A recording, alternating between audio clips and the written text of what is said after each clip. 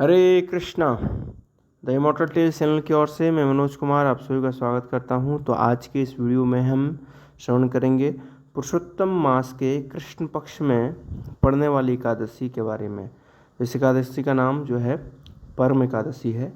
तो इस एकादशी का महात्म्य जो है वो स्कंद पुराण में आता है। तो कथा आती है एक बार की कि भगवान कृष्ण से युधिष्ठिर पूछते हैं कि हे भगवान, आप मुझे पुरुषोत्तम महीने की कृष्ण पक्ष की एकादशी के बारे में सुनाइए। तो भगवान जो है उनको बदले में वही कथा सुनाते हैं जो कि एक बार वो एक महान ऋषि से सुने थे काम्पिल्य नामक शहर में।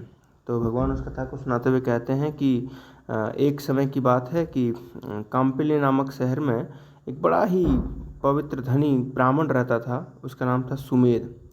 वो अपनी पत्नी पवित्रा के साथ वहाँ पे वास करता था और पिछले जन्म के पाप कर्मों के कारण में उसके पास में कुछ धन नहीं रहता था। बेचारा भिक्षाटन करता, वहाँ से जो भिक्षा मिलती तो उससे कुछ जो है सो परिवार का गुजारा चलता, लेकिन फिर भी अतिथि सत्कार वगैरह इन सारी चीज़ों में उसकी पत्नी को बहुत बार खाना भी नसीब नहीं मिलता। तो वो अपनी पत्नी की उस दुर्दशा को देख करके बड़ा पीड़ित होता है और वो सोचता है कि मुझे कुछ करना चाहिए। तो क्या करें? तो वो निश्चित करता है कि मैं प्रदेश चला जाऊंगा और प्रदेश जा कर के मैं कुछ धन कमाने का कोशिश करूंगा। और ऐसा निश्चित करके वो अपनी पत्नी को बताता है कि देखो प्रिय, मैं प्रदेश जाऊंगा और क्या पता अगर प्रारब्ध में हो तो दैववश मुझे वहाँ से धन मिल जाए। तो उसकी पत्नी कहती है कि देखिए पतिदेव, आप तो सब कुछ जानते हैं, राइट, आप शास्त्रों को जानते हैं। तो प्रारब्ध में जो होगा अगर मिलने को होगा तो यहाँ ही मिलेगा, नहीं तो फिर फालतू में इतना यहाँ वहाँ प्रदेश क्यों जाना। और देखिए अगर पत्नी से दूर पति अगर चले जाए तो फिर पत्नी को वास्तव में कोई वैल्यू नहीं मिलेगा, ऐसा कहती है और अपने पति को वो इन्फ्लुएंस करती है। और पति भी समझ जाता है कि नहीं, वास्तव में ठीक है, चलो इधर ही रहते हैं, जो प्रारब्ध में होगा वो मिलने को मिलेगा।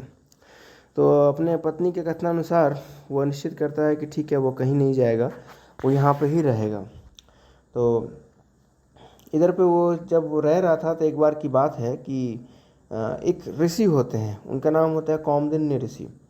तो कौंडिन्य ऋषि जब उनके घर में आते हैं तो दोनों पति पत्नी मिलकर के उस कौंडिन्य ऋषि का खूब स्वागत करते हैं।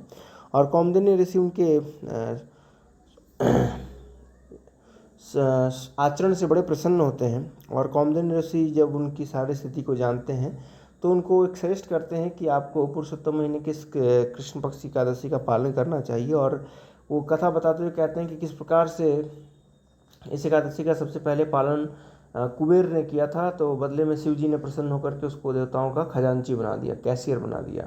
और फिर उसको राजा हरिश्चंद्र ने, इनकी कथा हम जानते हैं, उन्होंने भी इसका पालन किया था और किस प्रकार से उनको सब कुछ साम्राज्य उनको वापस मिल गया, उनका खोया हुआ पुत्र पत्नी सब कुछ वापस मिल गए।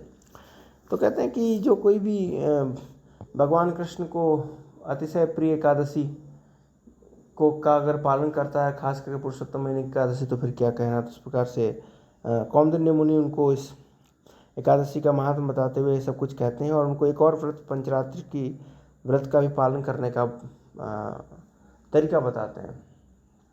तो एकादशी के बाद में ये पंचरात्रि की व्रत जो है वो प्रारंभ होता है। इसमें 5 रात्रि तक कुछ व्रत करना पड़ता है और साधक जब इस व्रत को सफलतापूर्वक कर लेता है तो जीवन के अंत में वो भगवत धाम को प्राप्त करता है।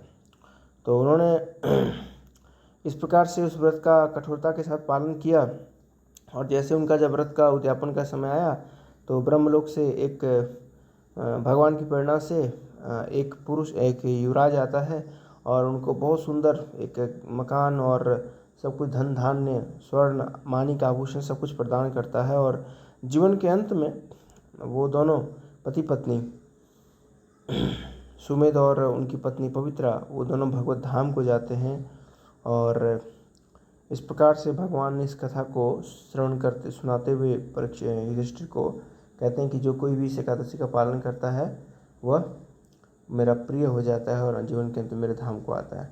तो आप सभी को कृष्ण पक्ष की पुरुषोत्तम महीने के कृष्ण पक्ष की परमा एकादशी की हार्दिक शुभकामनाएं।